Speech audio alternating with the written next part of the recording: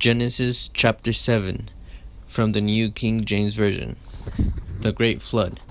Then the Lord said to Noah, "Come into the ark, you and all your household, because I have seen that you are righteous before me in this generation. You shall take with you 7, each of every clean animal, a male and his female, 2 each of animals that are unclean, a male and his female, also 7 each of birds of the air, male and female, to keep the species alive on the face of all the earth. For after 7 more days I will cause it to rain on the earth 40 days and 40 nights, and will destroy from the face of the earth all living things that I have made." And Noah did according to all that the Lord commanded him.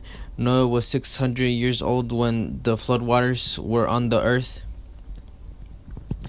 So Noah, with his sons, his wife, and his sons' wives, went into the ark because of the waters of the flood, of clean animals, of animals that are unclean, of birds, and everything that creeps on the earth.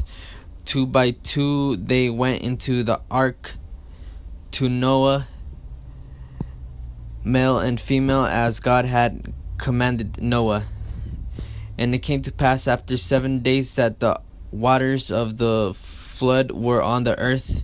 In the 600th year of Noah's life, in the 2nd month, the 17th day of the month, on that day all the fountains of the great deep were broken up, and the windows of heaven were opened, and the rain was on the earth 40 days and 40 nights.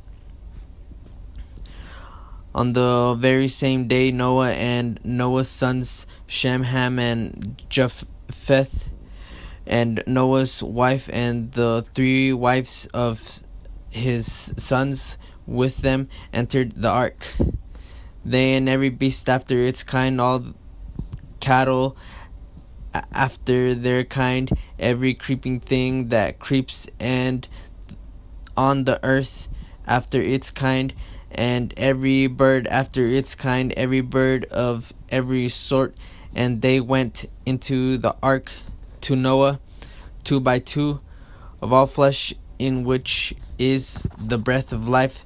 So those that entered, male and female of all flesh, went in as God had commanded him, and the Lord shut him in. Now the flood was on the earth 40 days. The waters increased and lifted up the ark, and it rose high above the earth.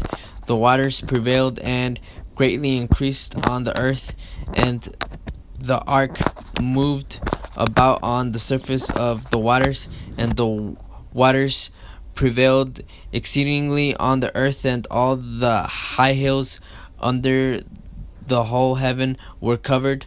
The waters prevailed 15 cubits upward, and the mountains were covered.